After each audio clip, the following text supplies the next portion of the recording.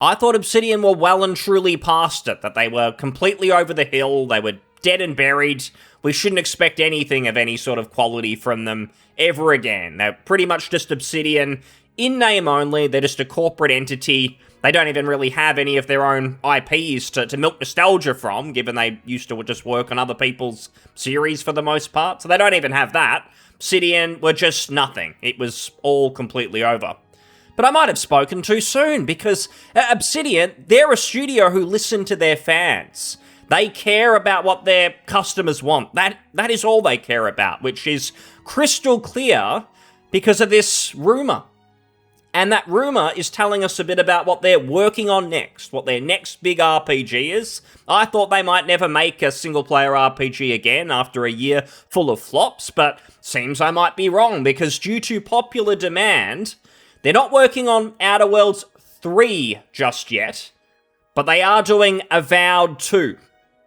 Avowed 2. So you think of all the upcoming games that you could be interested in, that you're wondering about. Is there going to be a new Larian RPG? What are From Software up to? Well, at the very least, you can get excited about Avowed 2. Because Chris Avellone, who used to work there, doesn't have a great relationship with Obsidian, with the studio, but he's in the know. And he seems to think that they're working on Avowed 2. How did that happen?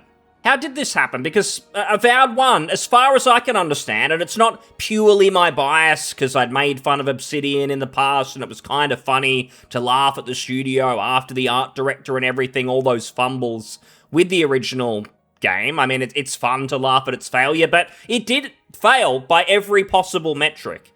Doesn't matter really where you look, whether you're looking at Game Pass as a subscription service. No game seems to have increased subs in any meaningful way, not even Call of Duty. So Avowed didn't boost numbers, and oh my god, now all of a sudden Microsoft are interested, give us more RPGs. They're clearly boosting the service. That didn't happen. Game Pass didn't make a difference. And then the Steam numbers were genuinely abysmal. But I am asking honestly, was it somehow a secret success, but we just can't tell? We're not looking at the right stat, the right figures to tell us it did actually do well?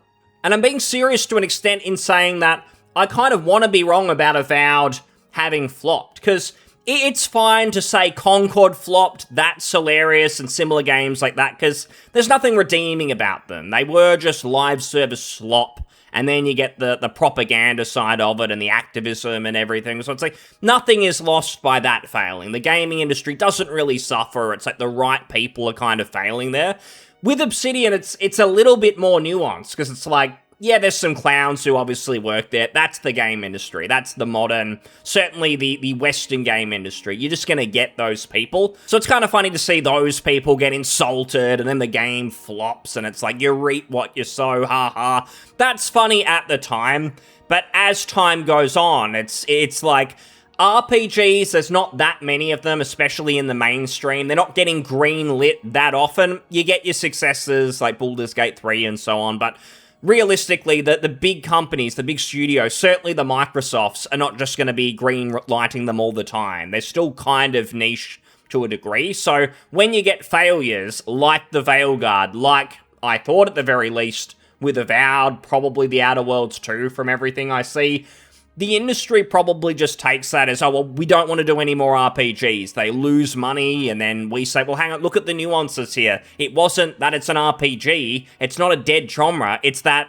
you need to release something of some sort of quality. The ones that succeed, Kingdom Come Deliverance 2 earlier in the year, and so on, they're just fantastic games. They get it right. So you need to make something good, and if they're not good, it's probably the personnel and other things. That's where you're running into these problems. So you need to have good people making decent games, and then they'll succeed, whether they're RPGs or something else. So unfortunately, I think the industry takes the wrong lessons, and it's why, at the end of the day, it's not great when these Avoweds and so ons fail, because probably just means less RPGs across the board. Not just less Obsidian games, but less RPGs in general. Again, that doesn't take away that there are obviously idiots at Obsidian who should have been moved on a long time ago, and it is those sorts of people who lead to these games maybe not being so good, not being as good as they can be. So, all that aside, if Avowed 2 has been greenlit, it is genuinely confusing. I think it's somewhat positive if it's true that Microsoft are still greenlighting games, even if the first isn't a mammoth success. It means maybe they're not shutting down a whole bunch of studios.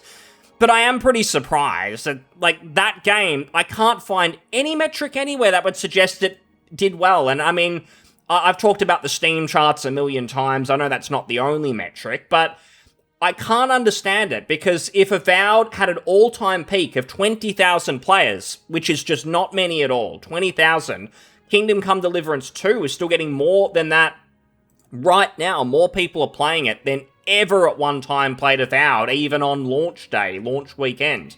So then you look at other things like, well, maybe everyone was playing on Game Pass because you could play it on the cheap. But Expedition 33 was also on Game Pass, and yet it did exceptional numbers on Steam, and that was a smaller game. It probably had a smaller budget as well, I would assume. So just no metrics out there suggest to this game being a success, but apparently it's being greenlit anyway. The only explanation I can really see is that Obsidian actually are very good with their budgets, and they can make these games on the cheap a lot cheaper than other studios would make a similar sized game. That kind of makes sense, given Obsidian have been going for this long and they've been used to very short development cycles. All the famous stories with New Vegas. KOTOR 2 was made in quick time. Some of these games released almost unfinished, but they still do pretty well commercially. So that's the only thing I can think of, is that Obsidian will be kept going because Microsoft want to make money with Game Pass still. I think they're eventually going to discontinue it. They don't like the culture in gaming they've created, which is people just not buying their games. That doesn't work. They thought it was innovative and new, and they were going to be the new Netflix, but it's a big flop because people will just subscribe for a month, they'll play their single-player game, and then they'll move on, and they just got it cheap. They're not consistent customers who stay subscribed for every game. They just dip in and dip out when they finish whatever game interested them. And it might only be 1 or 2 a year if they're on PC or something. Like, I did that. I mentioned I played Halo Infinite and then dipped out immediately and haven't touched it since because I don't care, because something like Avowed, for instance, it's like, I don't even need to go out of my way for this. This is a bargain bin title anyway, so I'll just wait. It'll eventually be cheap. I don't need to dick around with subscription services to get it cheap. Like, I just don't care. I'll just wait. And I think a lot of people feel like that, and I do think Game Pass contributed to that sort of thinking as well, because you just kind of think, these games aren't valued as full-priced $100 games in my currency. They're just not. Like, you're willing to let me play it for $15, $20 a month. So it just devalues in your mind these games, unlike, say, Nintendo titles that never ever get discounted. So you just see them as $80 products or whatever. So I think a lot of people, they're either doing one or two things. They're subbing for a month on Game Pass and playing it quick, or they're very much waiting for a deep discount sale. And if that is the case, if that's what a lot of people are doing, and not a lot of people are buying these Microsoft games, Obsidian games at full price, then Microsoft might think, if we want to keep Game Pass active for now, again, eventually I think they'll switch it off when they're done with consoles and everything, but for now, we need something on the service, because we don't want everyone to unsub all at once and realize it's all a big scam, basically. It's all a big con. Game Pass is worthless. We've still got to put some games on there. So they think, well, Obsidian make games on the cheap. They might not actually be all that successful, but they do help us with the marketing to say we're releasing a new AAA game. It's going to be on Game Pass day one. Everyone gets to play it. And it might help with retention somewhat. They've got all the statistics. Maybe new games coming to the service seems to keep people retained, and they don't want to risk closing down an Obsidian or stopping them from making single-player games at the very least immediately. So they maybe have a few more games in them. There's Avowed 2 and whatever else they might have in the works. I assume there'll be some DLC for Outer Worlds 2, and who knows after that. Surely not Outer Worlds 3. People are sick of it. They're already sick of Avowed. Again, I don't know how this happened. Like, no one's talking about Avowed. I think of all the upcoming games you'd think of if you had your own little wish list of what's to come, I don't think anyone in existence would have Avowed 2 on that list, because no one cares. Most of the people defending it it just became that we need to stop the chuds, and they're insulting the art director, and they're not happy because he called everyone racist or whatever. We hate gamers. So there were people defending it for weird reasons like that, just online culture warring reasons. It had nothing to do with the quality of the game. Game itself, it's, again, just bargain bin sort of slop that no one really cares about. It's just middling. But it seems to be what Microsoft wants for now. Games that can be made and marketed as AAA products, but they are made on the cheap. They are made with developers who probably aren't that experienced. Obsidian have lost a lot of their talent. So it's just average products for gamers who'll accept it, basically. And even though they'll sell them on Steam at full price, maybe even that is just sort of an illusion. It's like we put the price up on Steam for $100 for Avowed, but really we just expect most people to wait for a sale and for most people to maybe sub for a month on Game Pass, keep the retention going, but we don't even see this as a full price product. That's just a trick to make you think that we're giving it away cheap, essentially. So that's the only way I can see an Avowed 2 making sense. That for Microsoft, it's Obsidian budget well, and they make games cheaply compared to the rest of the industry, where costs are inflating, and they're chasing the latest visuals, and every texture, if you zoom in, it looks perfect, and that's gaming for you in 2025, where it's about that. It's about perfect hairworks of the characters, like in the Veilguard or something. But the actual gameplay hasn't been innovated on in like 20 years. In fact, it's worse than games from 20 years, and it just plays pretty terribly. The story sucks, and we don't have writers anymore. They're too expensive. We just have people self-inserting and pushing their own thoughts. They want you to think like them. That's the extent of the writing quality, pretty much for most of these games. So maybe this is the reason, and maybe an Avowed 2 makes sense, and you will expect to see Avowed 2, not in 6 years like most of these development cycles. I think you'll see it in like 2 years or 3 years. It'll use a lot of the same assets. It'll be made on a tight budget, and it will follow the Obsidian philosophy in recent times, which is zero ambition, zero real creativity, like they really tried and they wanted to do something special.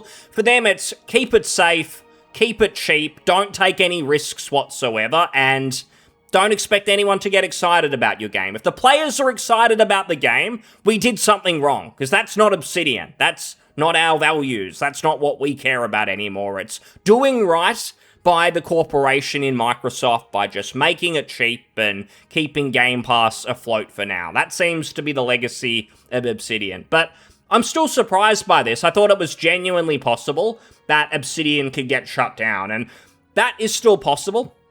When I say shut down, I mean, they've got Grounded 2, I think it is, and that did reasonably well. So I don't think they'll ever completely turn off the lights. They'll still be there in some capacity. It's the same for Rare in the UK, the developers of Banjo and Sea of Thieves and so on. They're still there in name, managing a live service, but I don't think they're making any new games anymore. I think that's basically over for them. They're a small team now. So I thought the same thing might happen to Obsidian, but maybe not. Maybe they'll still be there, although it is genuinely possible that Microsoft executives will just wake up on the wrong side of the bed one day and they'll go, we've had enough of this, shut it down, shut them down, and we're just going to completely move on. The studio doesn't make us any money. No one cares anymore. They've done that with other studios. They did it with the ZeniMax Online game, where there was all this hype around, this is like the new WoW, this is the new big MMO, everyone in the team's talking about how great it is. Phil Spencer, like a week before it got shut down, was there playing it, saying it's fantastic and we can't wait.